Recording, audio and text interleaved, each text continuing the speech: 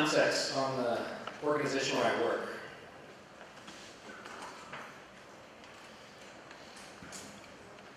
So we're a pretty big place. That's one of our sleeping rooms. Can everybody hear me okay? That's good? All right. Yeah, those are actually prison-grade bunk beds. We are large enough to need prison-grade bunk beds. That's one of our sleeping rooms when it's full. That's our dining room on a night where it's so crowded because it's so cold outside that we don't want to turn anyone away.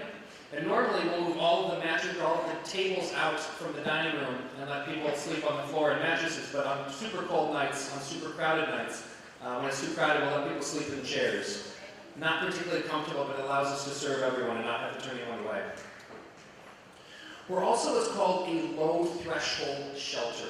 What that means is that we will accept just about anyone in just about any condition. The only population we screen out from coming in are registered sex offenders with a youth victim, so convicted pedophiles. But that's it. We don't screen out for anything else. So triple homicide is completely okay. We don't screen out for any type of mental health issues, so paranoid schizophrenia, completely okay. We don't screen out for substance abuse, so crack addiction, heroin addiction, meth addiction, alcohol addiction, completely okay. And you can even come in drunk or high if you want to. Now you can't drink or shoot up heroin on the property, but you can drink or shoot up out on the sidewalk and then come out into the shelter completely intoxicated. What that means is that we get some colorful behavior from time to time. And by time to time, I mean maybe 10 times before breakfast. But we're also the only shelter in the second largest city in Illinois, which means if we have to kick someone out during the middle of a blizzard or a really cold night, they might freeze to death. We've had 3 people freeze to death since I became executive director. We don't want a 4th person to freeze to death. And so we try really, really hard not to kick people out of the shelter. But again, it's a population that has a lot of struggles with mental health, substance abuse, trauma, etc. And we really don't want to kick them out. And that's where the conflict arises. And so we've had to learn ways to manage problematic behavior, how to get people to follow the rules without kicking them out because we don't want anybody freezing to death. So I want to teach you some of the tools that we use in the shelter that you guys can use in your libraries. So I want to give you kind of 4 areas around homelessness that many people don't think of when they think of homelessness. And the first one is around trauma. Most homeless individuals have experienced far more trauma than most library professionals. When I first meet someone, I oftentimes ask them, tell me your story. And people say things like, I was born in Iowa, and my parents are teachers, and we're Irish, standard answers like that. Well, I was talking to a woman in our shelter once, and I asked her, tell me your story. And she said, well, I was molested by 5 men between the ages of 3 and 16. I grew up in Chicago, and she went on from there. But the key element of her identity was that she was molested by 5 men between the ages of 3 and 16. That is an enormous amount of trauma that will fundamentally change who you are as a person. And so what the research shows is that individuals experiencing homelessness have experienced way more trauma than the general population. Far more sexual violence than the general population, far more physical violence than the general population. And all that trauma actually changes the brain. So let's talk about the brain. There are 2 parts of the brain that matter for our purposes today. First part is the prefrontal cortex. That's that big, beautiful blue part there in the front. The hippocampus is related to the prefrontal cortex. So we're going to talk about these areas of the brain as the blue areas of the brain. They're responsible for several things. First is decision making. Should I have coffee or tea? That was your prefrontal cortex deciding what to drink this morning. Abstract thought. What's the future of the library profession? What's the future of democracy? What's the meaning of life?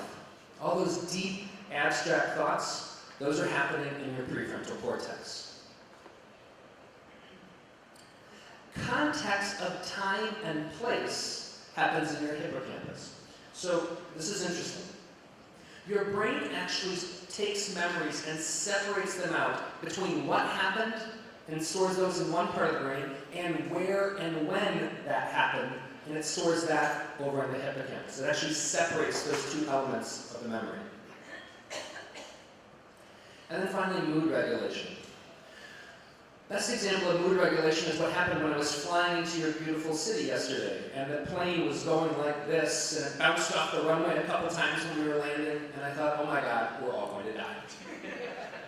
But I looked over, the flight attendants were playing games on their phones, and the pilot wasn't on the PA system, the oxygen mask didn't come down, and I thought, okay, maybe we're going to be okay. Well, that conversation, that monologue in my brain that calmed me down, that was in my prefrontal cortex. And so the blue parts of the brain, the prefrontal cortex, the hippocampus, they're responsible for calm, slow, deep thinking. Very different than the red part of our brain, the amygdala. The amygdala is responsible for fight or flight. Do I run? Do I hide? Do I fight? What do I need to do to survive this immediate danger to my life? It's also where our brain stores fear memories. Now this is fascinating. Your brain stores memories when you were not afraid in a different part of the brain than where it stores memories where you were afraid. And so, if you were in a car accident in Sao Paulo when you were 8, that memory is stored in a different part of the brain than the memory of the carnival you went to when you were 12. And the context of where that happens, so the fact that you were in a car accident is stored in one part of your brain, the amygdala. The fact that you were in Sao Paulo and you were 8, that's stored over in your hippocampus. It actually separates those two elements of the memory, and that actually matters. So let's take a look at an example of how the brain is designed to work before trauma comes in and changes that. So you're sitting around one day in your living room, and you decide, I think I'd like to watch some television. So you put your TV watching hat on, there it is, and you flip on the TV, and a program about African wildlife comes up. Now, sitting around in your own living room, watching a television program about wildlife, what part of your brain do you think is going to operate? The blue, calm, slow, deep part, or the red, oh my God, we're all going to die part? Azul. See, azul. And so you can think calm, slow, deep thoughts like, I wonder how much leopards weigh. Which is a perfectly appropriate thing to think sitting around in your own living room watching television. But you're so excited by this TV program that you decide, I need to go to Africa myself. So you fly to Africa, and while you're in Africa, you go on a safari. And while you're on safari, an actual leopard appears. Now, I have to give you context on these pictures. The background picture with the zebras, I took that picture in 2008 while I was on safari in Kenya with my wife. The leopard picture, my wife took on the same trip while we were in a vehicle that did not have a roof, that was stuck in the mud, underneath the tree that leopard was in while she was taking the picture. Now, what part of our brains do you think we're operating then? The blue, calm, slow, deep part, or the red, oh my God, we're all going to die part? Absolutely. Rojo? And this is what we thought. Now, I purposely did not put words there, because the amygdala, the red part of your brain, has no ability for language. There's no capacity for language. It cannot think in terms of Portuguese or English or Spanish or any other language. The amygdala can only think in terms of raw emotion and action. That's it. Which is why many individuals struggling with PTSD, post-traumatic stress disorder, they struggle during therapy sessions to articulate what they're feeling, because PTSD happens in the amygdala, and the amygdala has no capacity for language. And so in this context, the amygdala fires up, and you think, ah, and you run away. And that is how the brain is designed to work. You can think calm, slow, deep thoughts when you're safe, and you think, and run away when you're in danger. Trauma, though, changes that. Trauma actually damages the prefrontal cortex and hippocampus.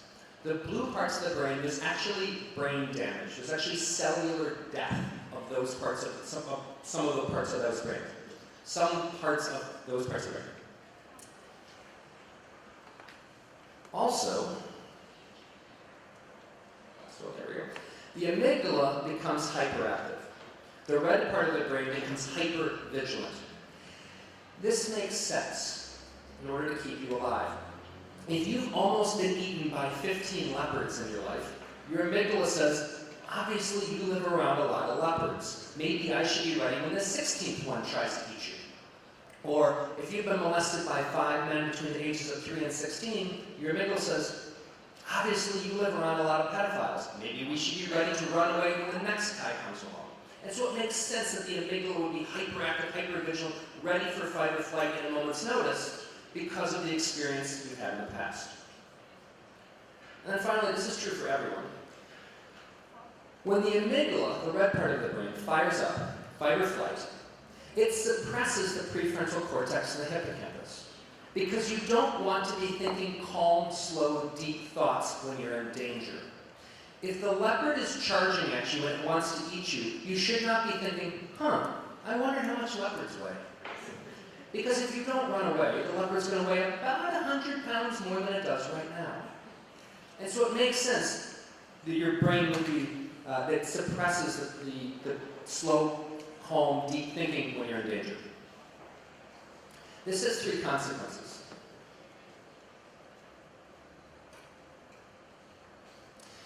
Many individuals who experience trauma, they misperceive threat stimuli.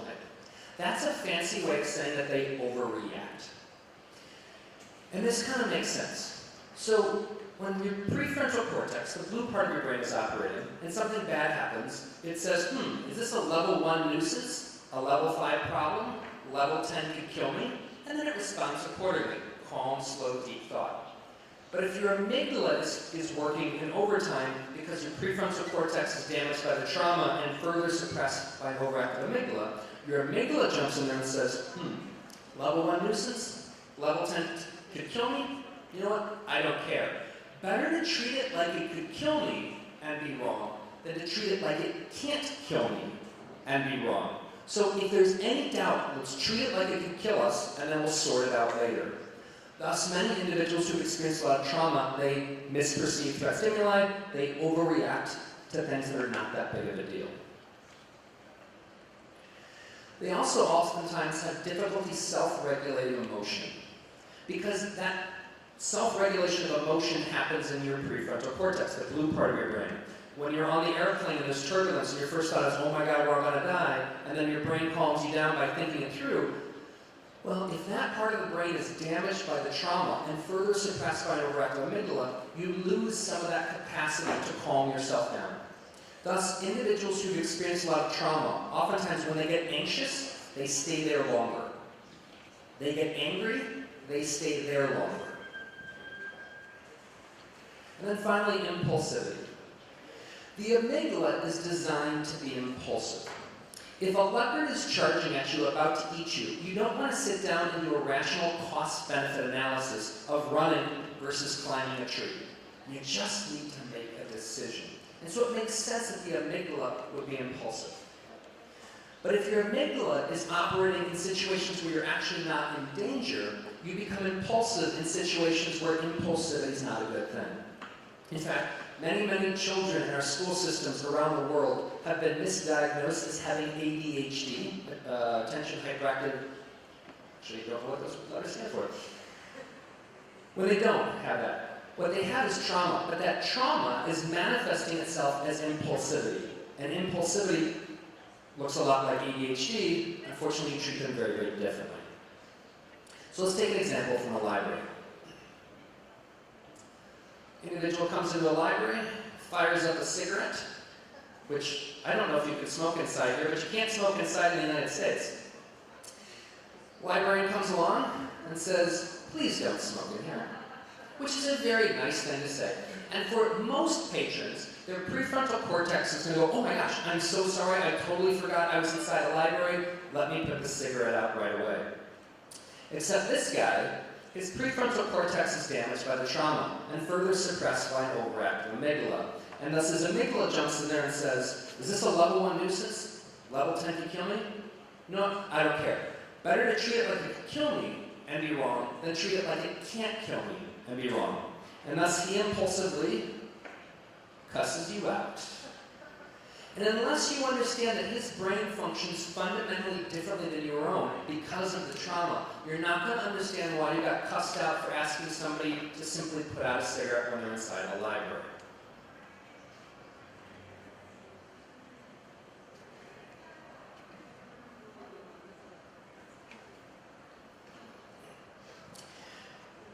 Let's go to the next thing that's a little bit different. So, trauma changes the brain. Homelessness also changes time. Time's actually different for people who are homeless than for library professionals, for you, for me. The reason is that each of us have what's called a time horizon. A time horizon is how far out in the future do you tend to think about the world? So let's do a quick quiz. Raise your hand if you've already thought about what you might want to do this coming weekend. Sure, just about everybody. Raise your hand if you've already thought about where you might want to take your next vacation. Just about everybody. Raise your hand if you've already thought about retirement. Lots of excitement there. Yeah. And some people have both hands. Raise your hand if you've already thought about the year 3500. Where is it? There's always one guy. Where did he go? There, okay. Sci-fi fan? Yep, okay. Maybe you're not. Yeah, why have the rest of us not thought about the year 3500? I wouldn't understand what you said anyway, so that's probably stupid for me to ask. I'll tell you why we haven't thought about it. And spoiler alert here, we're going to be dead in the year 3500. And so we tend not to think about things that will happen long after we're dead. So the typical time horizon for a library professional is about how long you expect to live, give or take. So 10, 20, 30, 40, 50, 60 years maybe. But it's in decades. That's our time horizon. If you're homeless, your time horizon is compressed to 24 hours. How is that possible? How is it that you and I are thinking decades into the future and they're thinking hours in the future? Well, it turns out, anytime basic needs are threatened, food, shelter, security, the brain prioritizes those over everything else. And those all happen in the next 24 hours.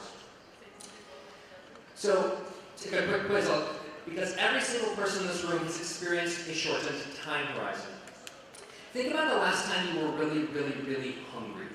You'd skipped a couple meals, your blood sugar dropped really low, you were hangry. I don't know how you translate hangry. But you were really, really, really hungry. At that point, did you sit down and plan out your next vacation?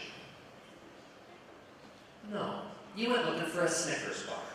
And then you get the Snickers bar, your blood sugar comes back up, and now you can think about your vacation. Or if you ever thought someone had broken into your home, the dog was barking, or the door was open when it shouldn't have been, and there was a bump in the night, and you thought a burglar was in your home. At that point, did you sit down and check the balance on your retirement account? No. You called the police, because at that point, your time horizon is about 30 seconds. Because your brain's saying, if we don't survive the next 30 seconds, the retirement account doesn't matter, vacation doesn't matter, next week doesn't matter, nothing matters other than surviving this. Well, if I'm homeless, and I haven't eaten in several days, and I don't know where my next meal's coming from, I don't care about how I'm going to get food next week. If I'm homeless and I don't know where I'm going to sleep tonight in Chicago, and it's going to be negative 10 degrees outside, I don't care about where I'm going to sleep next summer. If some big guy is looking for me because I owe him money and I don't have that money, I don't care about retirement. I care about food, shelter, security, and those all happen in the next 24 hours. Well, there are two problems with this compressed time horizon. The first one is that human beings are very lousy at making plans that last beyond our time horizon. Quick quiz. Raise your hand if you've already started a college savings fund for your great-great-great-great-grandchildren. But Brazilians don't value education? Well, no, you probably do value education. What you don't value is your great-great-great-great-grandkids. Because they haven't been born yet, and they're not going to be born until after your time horizon, long after you're gone. And so human beings are lousy at making plans that last beyond their time horizon. Well, this is a problem if I'm homeless, because all the things I need to do to get out of homelessness require long-term planning that lasts longer than my time horizon of 24 hours.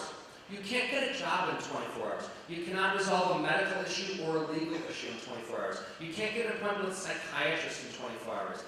All the things you need to do to get out of homelessness require planning beyond your time horizon.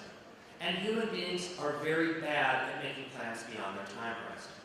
So many homeless individuals become trapped in homelessness because of multiple situations, but including that their time horizon has been compressed by crisis.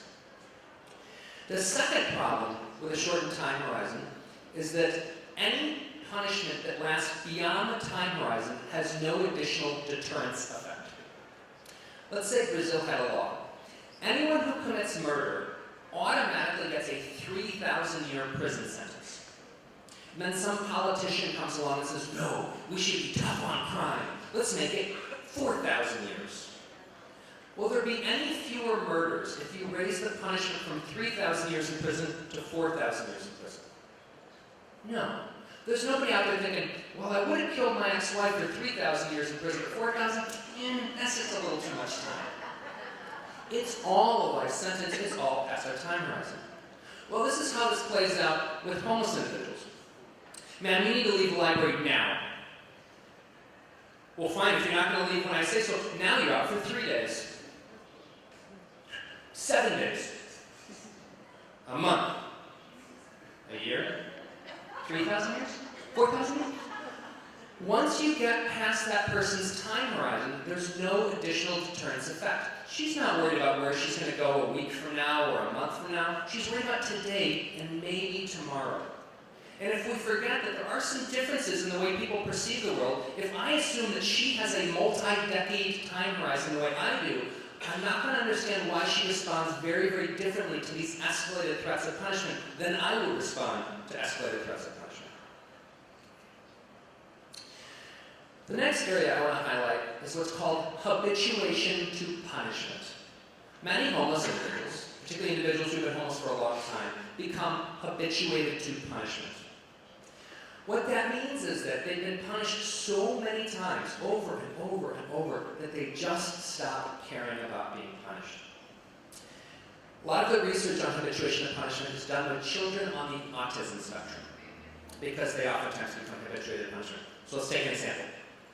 I'm little Johnny. I go to school on Monday, and I try to be a good boy.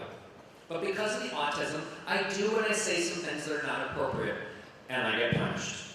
Tuesday, try to be a good boy, get punished. Wednesday, try to be a good boy, get punished. Thursday, I'm kind of tired. I don't know that I'm going to try today, get punished. Friday, it doesn't matter what I do. Try to be a good boy, don't try to be a good boy, try to follow the rules, don't try to follow the rules. I get punished no matter what. Why bother putting in the extra effort to be a good boy to follow the rules when the outcome's the same? That's not irrational. What that is habituation to punishment. And many homeless individuals also have this. I go to work, I try to be a great employee, come in early, stay late. None of that matters when my truck breaks down and I'm late for work, I still get fired. I try to be a good tenant, pay my rent on time, no parties, keep the volume on the TV low. None of that mattered though when I couldn't pay my rent because I lost my job, I still got evicted. Walking down the street, minding my own business, not hurting anybody, and I get a ticket for jaywalking. Okay, fine, I'll go to the library just to read a book and escape my troubles. Except the security guards following me around everywhere I go. It doesn't matter what I do. Follow the rules, don't follow the rules, follow the law, don't follow the law. I get punished no matter what I do. why bother putting in the extra effort when the outcome's the same? That's not irrational, but that is its habituation to punishment.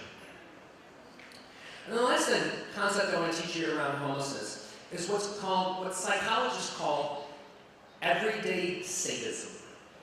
That'll be fun to translate. Now, an everyday sadist is not a true sadist. They don't torture animals and kidnap people. What an everyday sadist does, according to psychologists, is that they enjoy making people feel bad. They enjoy making people have a bad day. They get some sort of sick pleasure out of making people feel lousy. I first discovered this was a problem around homelessness, that homeless individuals are seriously triggered and upset by these individuals. I was talking to a gentleman in our shelter, and he kept saying over and over again, I don't like bullies. I don't like bullies. I don't like bullies. And I looked at him and I said, that's kind of funny to hear you say that because you're kind of a bully. I've seen you try to intimidate some of the smaller guys, and I've heard that you've even robbed some of them. And he looked at me, completely straight-faced, and said, well, yeah, but I did that because they had money, not because I wanted to. And I looked at him and said, that makes no sense. Well, he explained to me that he drew a distinction between people who prey on others because there's some benefit for them, and people who prey on others just because they get some sort of sick, sadistic pleasure out of making other people feel bad. So here's the problem. About 10% of human beings are everyday sadists. So like, you guys right over there. I'm kidding. What that means is that there are everyday sadists in every profession. There are everyday sadist police officers, everyday sadist doctors, everyday sadist teachers, lawyers, social workers, librarians. And the key to understanding an everyday sadist who's in a profession is this. They enjoy enforcing the rules. Think about it. I can make people feel lousy and get paid for it? I can ruin people's day and it's my job? I will work 7 days a week because I get to live out my sadistic fantasies in a way that's perfectly socially appropriate because I'm just doing my job. What this means is that your patrons will try to distinguish why are you trying to enforce the rules against them. Are you doing it because you have to, because it's your job and you don't want to be fired? Or are you doing it because you get some sort of sick pleasure out of making people have a lousy day? And if they perceive that you're doing it because you get some sort of sick pleasure, well then they're going to go out of their way to make sure that you have a lousy day. This is a super key concept. A lot of the reaction you get from individuals is based on why they think you are enforcing the rules. Are you doing it because you have to? Okay, that's fine. Or are you doing it because you want to, because you like giving me a lousy day? Because if that's the case, I'm giving you a lousy day. This is super key. Let's shift gears a little bit. Let's talk about punishment. The way punishment works is the idea behind punishment is that the individual being punished will do a very rational cost-benefit analysis. They're going to balance, on the one hand, what are the benefits of breaking the rules? What are the benefits of breaking the law? Versus, what are the costs if I get caught? What's the punishment if I get caught? So, for example, I would love to drive 100 miles an hour everywhere I go because I get to my meetings so much faster.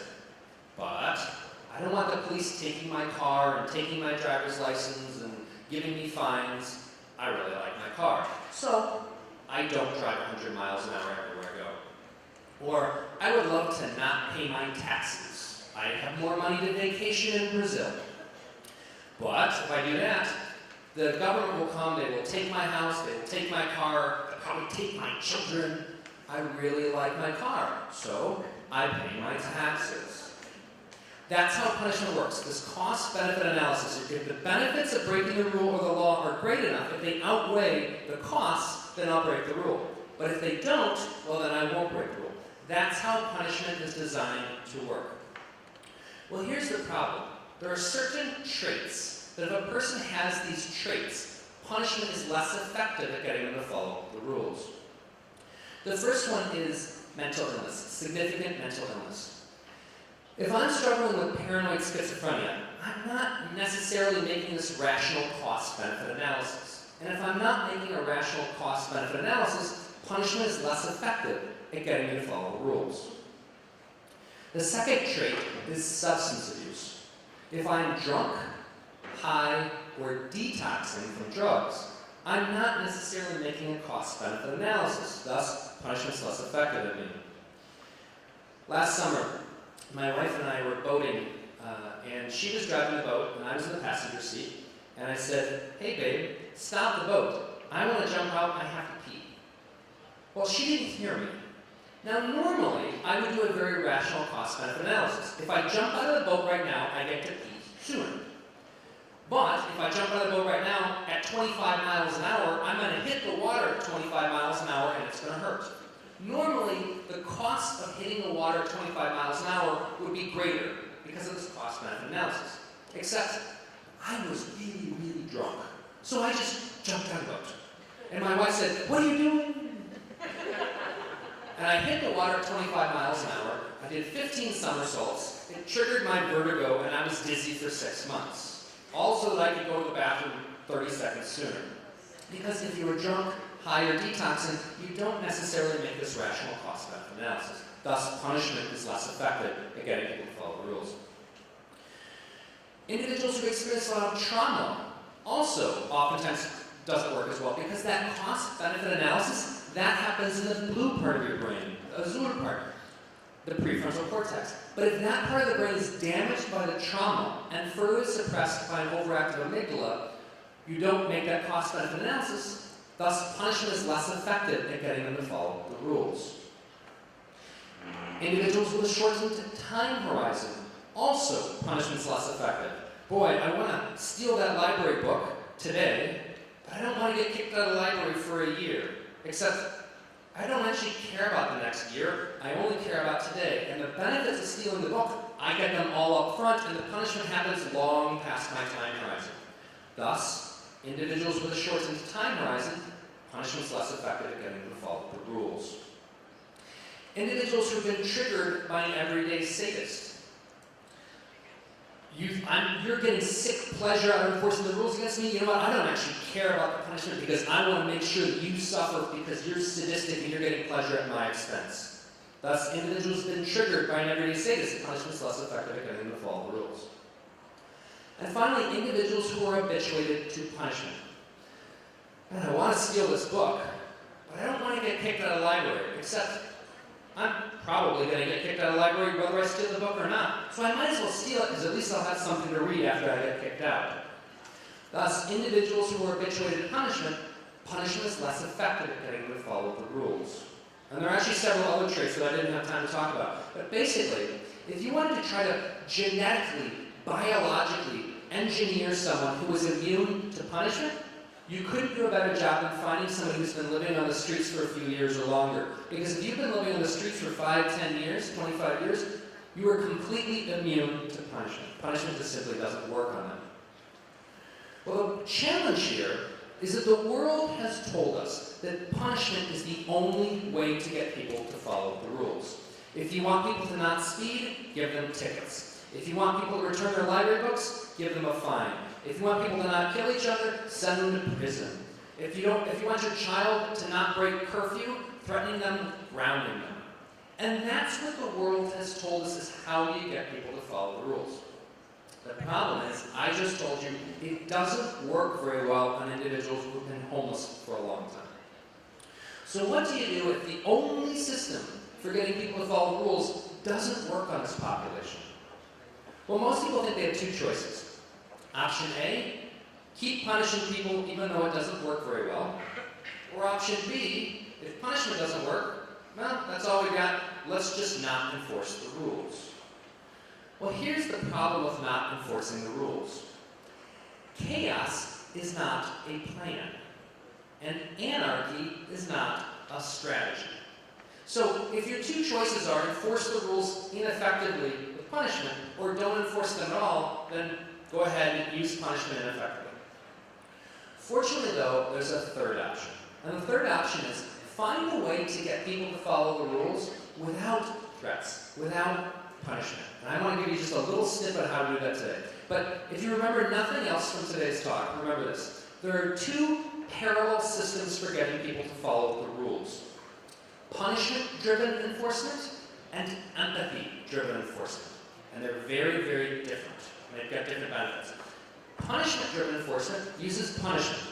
Fines, tickets, jail times, spankings to get people to follow the rules. And it's very simple.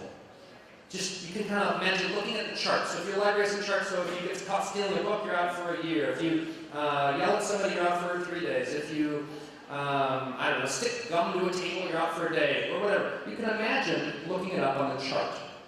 Very, very simple. Empathy-driven enforcement, on the other hand, doesn't use punishment. It uses psychology. Specifically, the psychology of voluntary compliance. What do we know from the research, from the literature, about how do you create an environment where people just naturally follow the rules? We're going to talk about that psychology in a second.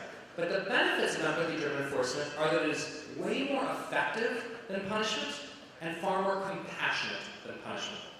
But it's not quite as simple.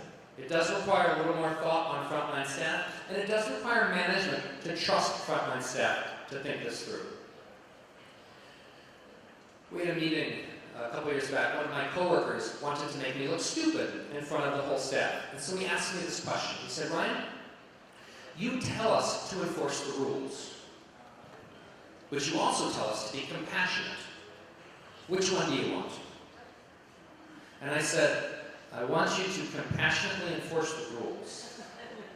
Well, he had it in his mind that these two are mutually exclusive, that you can't do both. That if you enforce the rules, you're no longer being compassionate.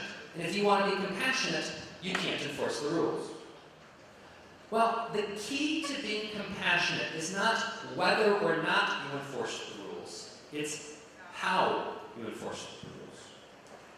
So, let me real quickly give you a little snippet of how psychology can teach us how to get people to follow the rules without threatening them with punishment. And so, we're going to talk some neurochemistry. Brain chemistry. There are 3 chemicals we want in our patients' brains and 1 chemical we don't want in our patients' brains. Because the 3 good chemicals help people naturally follow the rules, and the bad chemical, well, it makes for a bad day for everybody. The 3 good chemicals are serotonin, dopamine, and oxytocin. What these chemicals collectively do is reduce aggression, reduce impulsivity, and increase empathy. Would anybody like less aggression, less impulsivity, and more empathy in their library? Yes, yeah. And so you want more serotonin, dopamine, and oxytocin in your patients' brains. How do you get those chemicals into their brains? Well, in a laboratory setting, they literally just inject it up people's noses to see what happens. I don't think you can do that in Brazil. That's the bad news. The good news is there are other ways for you to get serotonin, dopamine, and oxytocin into people's brains based on the way you behave, because your behavior changes their brain chemistry, which in turn changes the way they behave. Let me give you a few examples. Handshakes and eye contact actually change brain chemistry. When I shake your hand, your brain releases an enormous amount of dopamine, thus lowering aggression, lowering impulsive behavior, increasing empathy. And it's actually a lot of that chemical. In fact, a handshake releases the same amount of good chemicals in a person's brain as a 3-hour conversation. Handshakes are incredibly powerful at lowering aggression, lowering impulsive behavior, increasing empathy.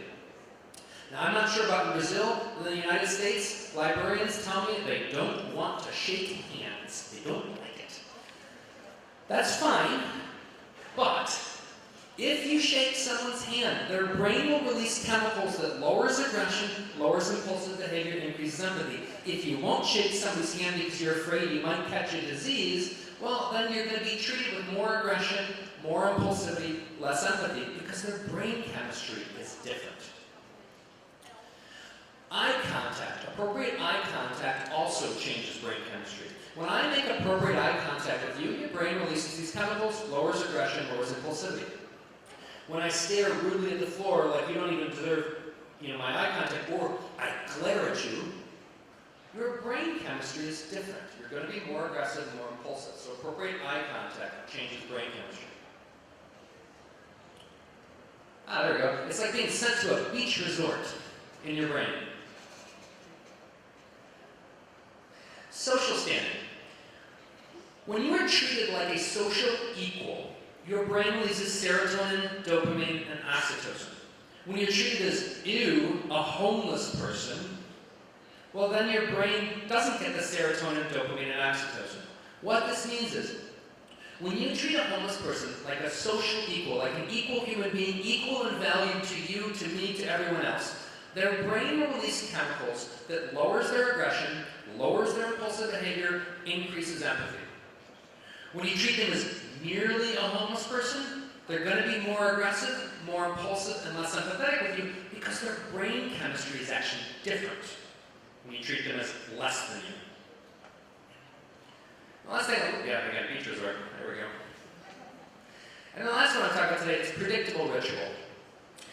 Predictable ritual is the idea that you guys open the doors at 9, and I come in, and I get the newspaper, and I go back to the corner table, that's my table, and I read the paper, and that's what I do on Mondays and Tuesdays and Wednesdays and Thursdays and so on.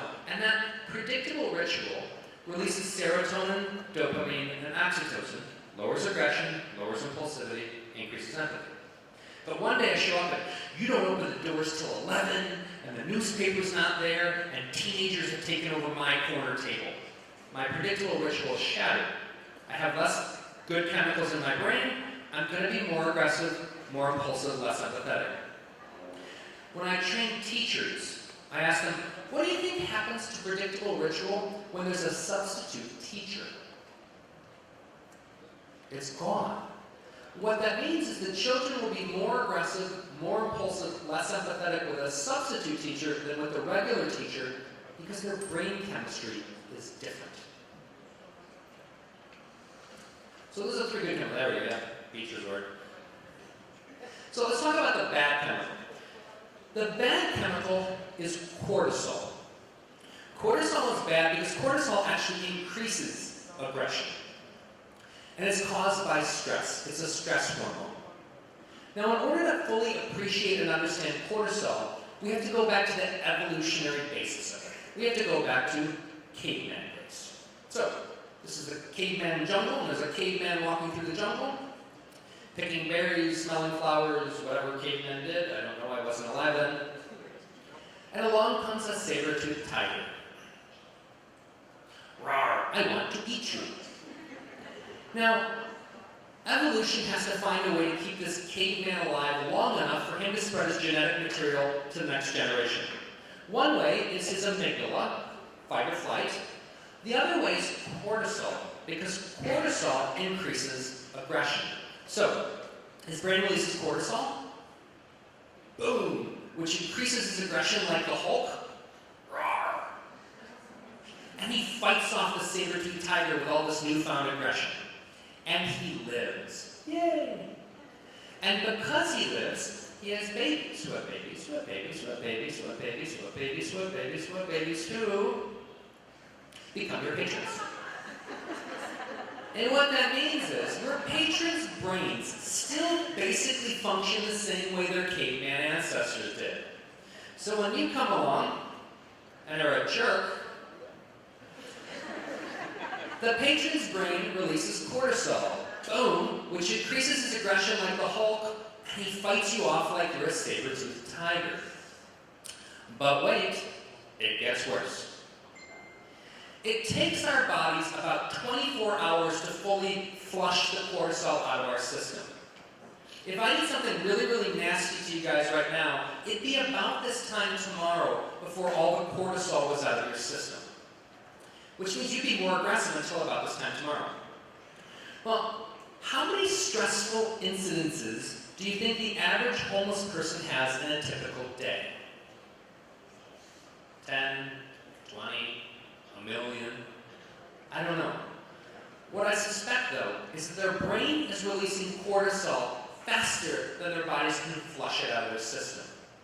Which means when you're dealing with homeless patrons, their brain is sitting in a puddle of chemicals designed to give them enough aggression that they can fight off a saber-toothed tiger.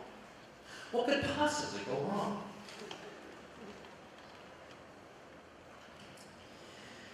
Let me teach you just a few more small tricks, because the way it turns out is actually that when we're in interpersonal conflict with someone, when we're in a fight with someone, actually pause for a second.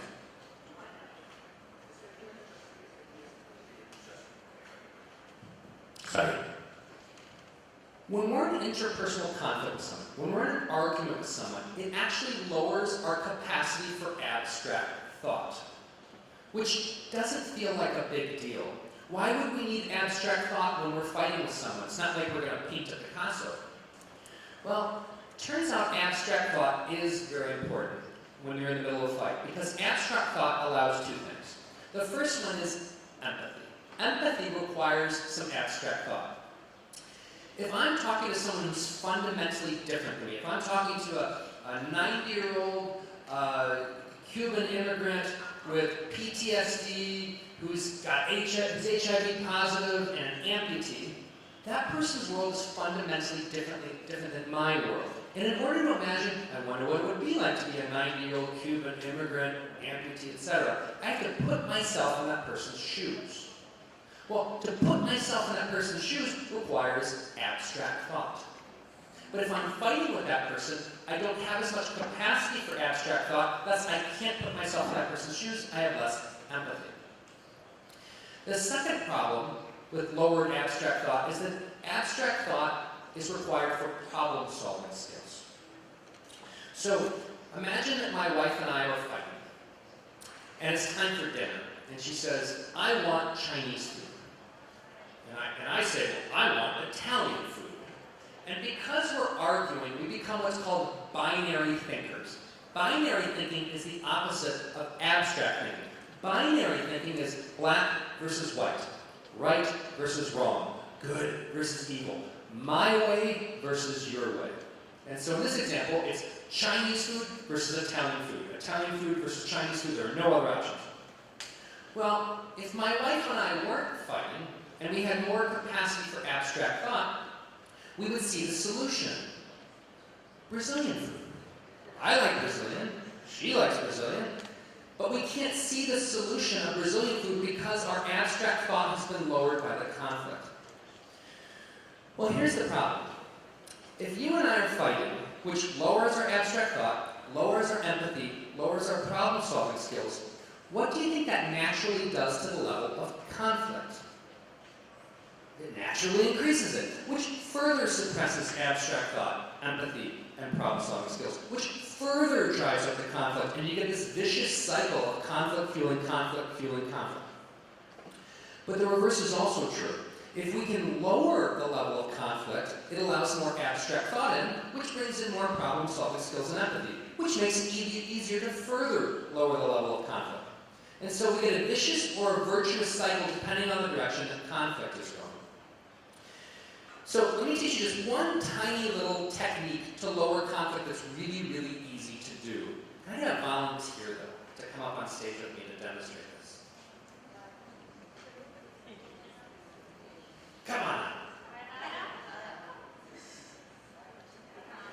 Excellent, thank you.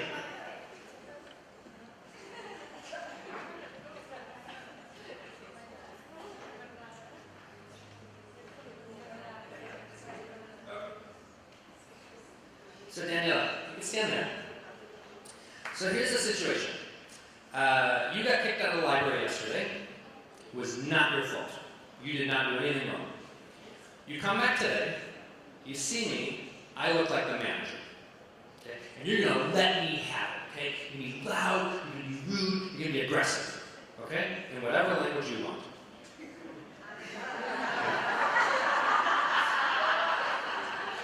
She looks a little too excited. Okay?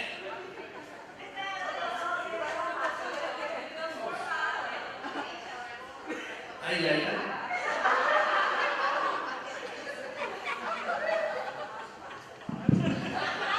You don't have to hit me, though.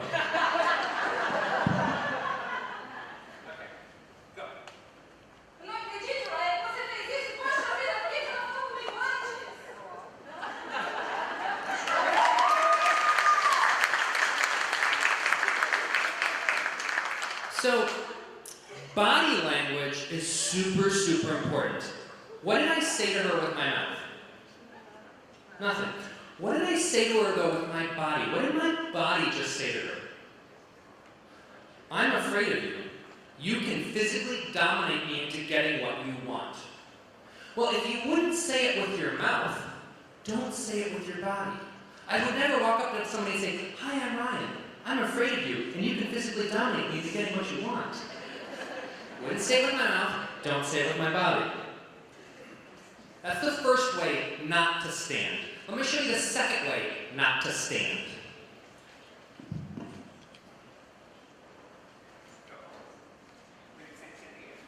Same thing again.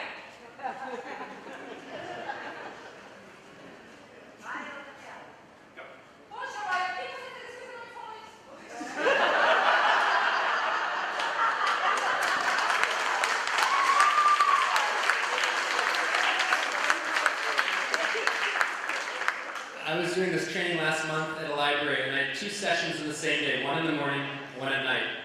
And both times these little elderly women volunteered. And the first woman, when I came in aggressively, she chest bumped me.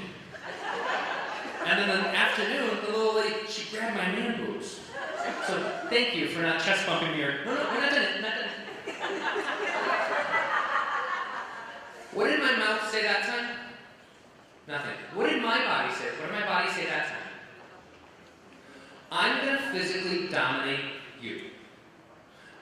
I would never say, "Hi, I'm Ryan. I'm going to physically dominate you." If I wouldn't say it with my mouth, don't say it with my body. Body language is super important because body language is the language of conflict. We tend to convey conflict through body language more than our word choice.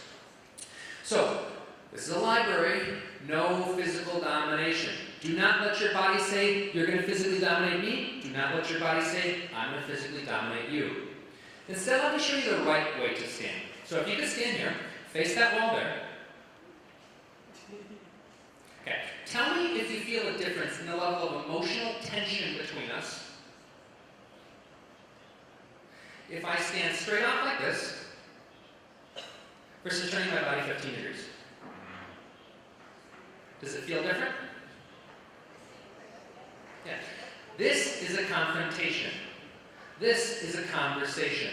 Turning your body 15 degrees dramatically lowers the level of emotional tension in the conversation. But you have to practice this because most people do it wrong the first time. This is just weird. So you're not just going to turn your body, you're actually going to pivot around to the side slightly. There are 2 ways to think about this. The first one is that when 3 people talk, they naturally form a triangle. 1, 2, imaginary person, third here. Now, remove that third person, and we stay on our 2 points of the triangle, and leave that third spot empty. And that's where all the emotional tension escapes.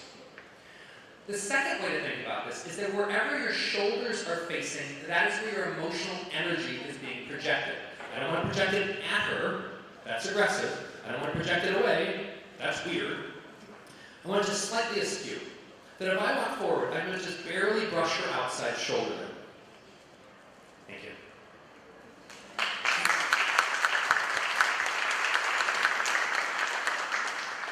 You have to practice this though. Because again, it's not a natural stance to turn your body at an angle. So you have to practice this doing this so that when you get really scared or nervous, you'll automatically already be there. And it turns out that every conversation goes better at a 15-degree angle. So when I'm talking to homeless individuals in the shelter, 15-degree angle. My coworkers, 15-degree angle. Multi-millionaire donors, 15-degree angle. In fact, I was training the security guards of a casino a few years ago. And one of the security guards raised his hand and he said, "My dad taught me that technique in a bar." And I asked, is your dad a bouncer? And he said, "No, he's a carpenter."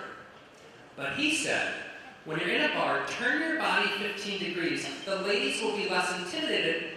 They're more likely to go home with you.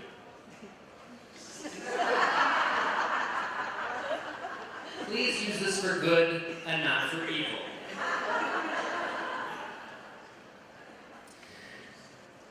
We also want to be on the theme of body language, we want to be very, very aware of what our hands are saying. Because our hands can say all sorts of negative, aggressive things that we wouldn't normally say with our mouth, but we say them with our hands instead. I don't like you. You're a bad person. I'm judging you. I'm going to punch you. Now, it doesn't matter why we're actually doing them. This might be my back hurts. This might be it's cold in here. This might be I'm really, really nervous. Doesn't matter. The only thing that matters is what the other person perceives you to be saying with their hands. So we want to be very aware of what our hands are saying, what kind of message we're sending with our hands. We don't want to send negative, aggressive messages. For me, my two favorite stances are, hands in my pocket, I'm not afraid of you, you shouldn't be afraid of me, or hands behind my back, I'm calm, you're calm, let's be calm together. There are 2 times, though, that you don't want your hands in your pocket or behind your back. The first one is if you're talking to someone who struggles with paranoia. So you have a weapon in his pocket, a bat behind his back. If the person's paranoid and thinks you have a weapon, how do you handle it? You get your hands out where they can see them. Pretty easy. They might be struggling with paranoid schizophrenia. Super easy. Very rare, but super easy to solve. When is the other time probably not a good idea to have your hands in your pockets or behind your back? I'm going to assume you said you think you might get hit. Somebody might punch you. Yes, exactly. Here's the problem.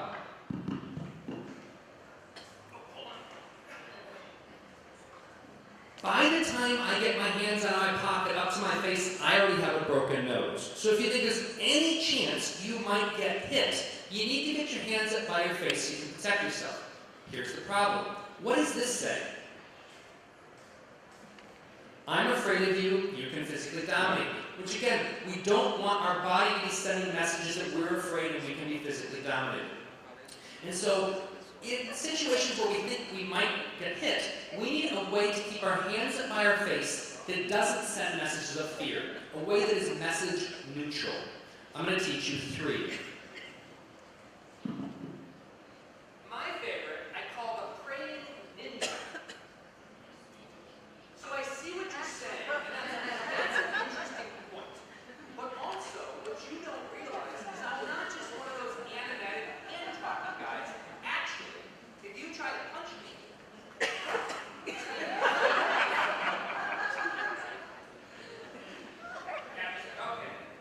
Okay, you guys can't hear me. Sorry about that. I don't know how. Hey, can you come hold this for me?